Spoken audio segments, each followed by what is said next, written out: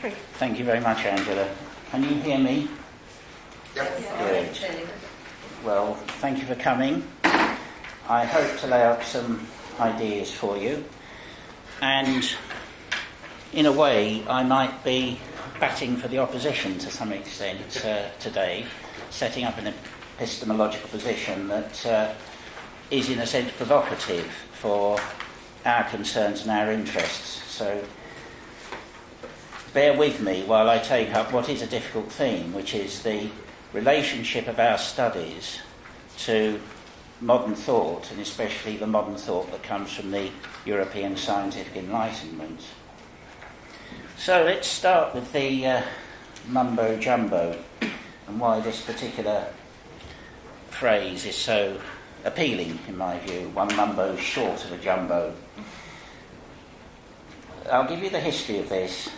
Within the little section of religious studies at Kent, a tiny and beleaguered part of this university, an incident occurred some years ago in relation to one of the boldest and most profound programmes offered by this university.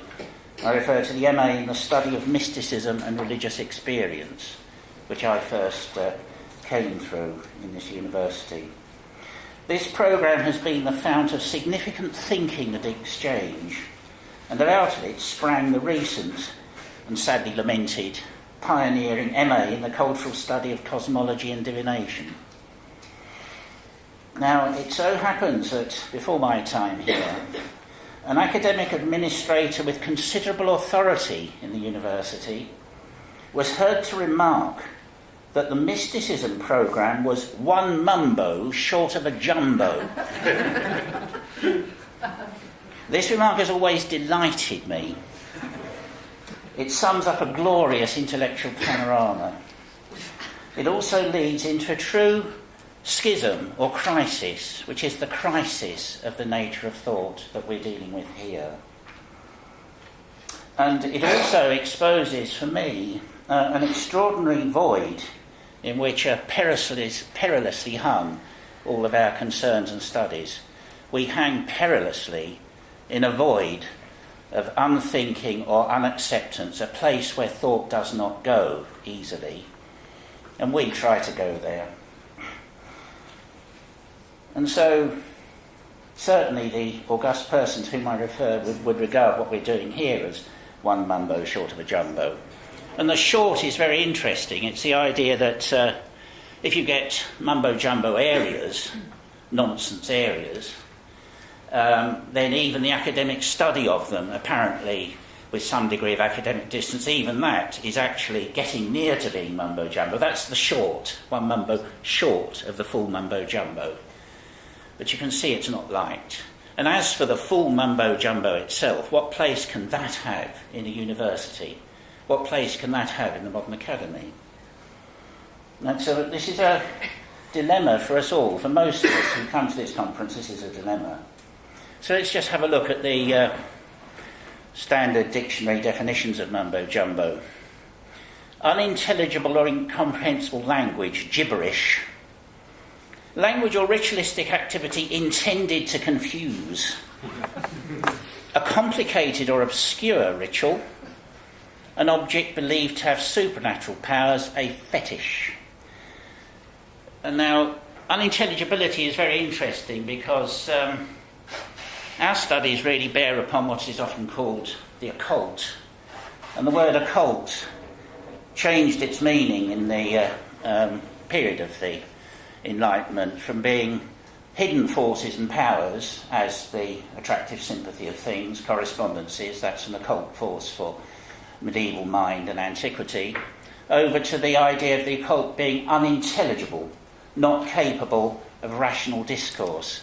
And that's where the word occult has tended to become lodged in most thinking people's minds. Unintelligibility, pure irrationality. The history of mumbo-jumbo is very illuminating. Let me give you a clue here. I'll show it to you, and it's very delightful. Let's hope this works. That's it. It comes from the 18th century. It's very obscure, the origins of the term mumbo-jumbo. but this appears to be the likely origin. F. Moore, Travels in Africa, 1738. At night, I was visited by a mumbo-jumbo, an idol, which is among the Mundingos, a kind of cunning mystery. This is a thing invented by the men to keep their wives in awe. Isn't that delightful? Isn't that absolutely delightful? And of course, that's cunning mystery is very interesting here, isn't it? Seen by this enlightened traveller, obviously, as a device of some sort, cunning in its way. So that's where we're left with mumbo jumbo, isn't it? Now, cunning mystery fits very well, really, the general theme of the Daimon, and I want to just bring what I say round to some relationship to the Daimonic intelligence that we're talking about this weekend. This, of course, is a highly ambiguous and tricky concept, the Daimon. There's many possibilities to it. But when I say the realm of the Daimon, and I ask what's the nature of rational discourse in this realm, I have in mind a realm which, according to classical antiquity, many parts of classical antiquity, and to the experience of some of us, is in the nature of an intelligence of this mystery. An intelligence with volition, intentionality, purposiveness to this mystery, manifesting as a daimon, as a mumbo-jumbo.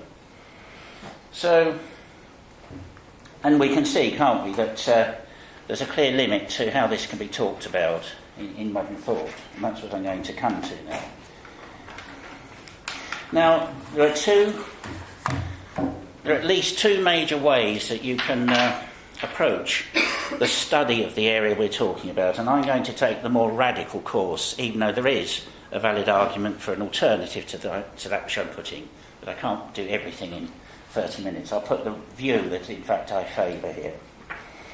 My own view is that the cunning mystery that's referred to here actually is radically other to our ordinary perception and conception. Radically other. Hence, its radicality is of such an order that it raises an ontological crisis in the nature of thought. It cannot be thought. It cannot be thought in modernity, certainly. That's the crisis we face. Now, I've said that the daimon enters into this realm of mysteries and is an intelligence of these mysteries. That's perfectly consistent with classical antiquity in saying such a thing to you.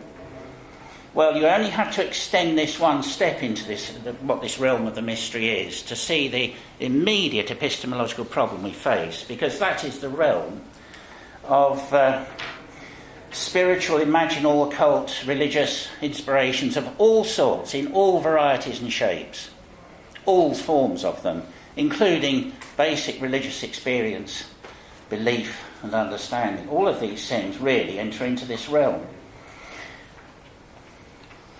So, if we then say that all of those things bear upon this ontological crisis or this mystery, we're back again with the problem that all of these things have with post-Enlightenment thought. Now, one genuine problem that faces us here that I'm not going to have a clever answer for you in the course of this panel is that, of course, these things are attended by much stupidity. Stupidity goes with the territory. The reason for this is that the most banal type of experience attached to the religious or the spiritual can then be dressed up or stated conceptually as a truth of some sort without any guard or standard or guide, no rational monitor of what is being said here. So the range of what we're talking about goes from the most fundamentalist bigotry, where God speaks directly to somebody, so they say, and they act full of fire, full of the power of God, like a jihadist, like a bigoted Christian fundamentalist. That is also bearing on this domain. And any of you who know the practices of the field we're talking about, practices of the occult, will know that stupidity and weak thinking is also part of the territory. And you can see very well why the rise of an extraordinarily powerful mode of thinking in the European scientific Enlightenment found that it was only by excising ruthlessly all such weakness and stupidity that any advance at all could be made in the task of human thought and human imagination. It's very important, you see, to take this on board and not back away from it. Everything we do, you see, is covered in clouds where fantasies and illusions and delusions are just as much part of everything that happens as what might be the genuine, whatever this mystery is. Very difficult to avoid that conclusion. So I'd ask you, see, to sympathise, if you will, with the starkness of people on the other side who I'm going to have to back for a bit on this point. So you only have to go to someone, I won't dwell on these characters very long, you won't want me to, get very annoyed. Imagine what will happen if you had Francis Bacon attending our conference here this afternoon. What would he make of what we're doing? He'd immediately see that everything we're doing is a distemper of thought, a distemper. The type of vain fantasising that we enter into that leads to sterile speculation, where human ingenuity is forever spun in this circle and circle of impossibilities and contradictions and illusions, all leading nowhere. This is one of the distempers of thought that Bacon was able to analyse. And Bacon stands at he's one of the pivots of the beginning of the movement of thought we're talking about, the scientific Enlightenment. You see, it's no good saying Bacon and Enlightenment thinkers have misunderstood something, they've missed something. Well, yes, perhaps they have, but we seem to have to go through that project, didn't we? And one thing I do want to stress with you, and at least convey in this short period to you, is that, once again, views differ widely on this. The response to this can go two ways: complete denial of the problem, back off, I'm going to carry on doing my things, to hell with you saying those things you say. Or the other way is to say, what is it that is being said? Is there a mode in which this can actually be discoursed? Now that seems well nigh impossible for many of us. Some of you might think I'm being too extreme here. I've been involved in the field of divination for many years. I'm an astrologer, and I know absolutely well within my own disciplines the utter impossibility of bridging that gap, despite the stupid enthusiasm of most practitioners of these subjects who naively imagine that they will show this little piece of evidence, that little piece of demonstration, that will prove it, that'll show them, they'll come round to our thinking. Well, no, they won't come round to our thinking. Stupid, you see. I know that, and it's painful to observe that. And so much time and effort and spiritual energy is wasted in this way. And so it's understandable when people say, right, I'm not even going to bother, and they cut off. The problem with that is we're left with a set of practices, those of you who do practice in any of these areas, that are now actually fundamentally disconnected from intellectual discourse in our culture. Disastrous, because intellectual discourse does actually bring enormous fruits into an area. We've ended up with a polarising between experience and intellect, as if you just plunge into experience and that'll solve all the questions and let's not bother doing the thinking thing about it. That too is a fatal divide into which we've fallen in our area since the Enlightenment. It's no good. So, yes, problem with the preamble here being an amble. I'd like to actually take you ever briefly into the challenge set by Kant. And, yes, let me find you a nice little quote. Now, I'll give you a piece of information, an interpretation of a statement that belongs to the mumbo-jumbo, and a statement that belongs to the realm of recognised academic discourse. The statement I'm going to bring from mumbo-jumbo is that, as an astrologer, I cannot fail to be impressed that this possibly the figure who is at the summation and pinnacle of the final purifying of European Enlightenment thought is Kant.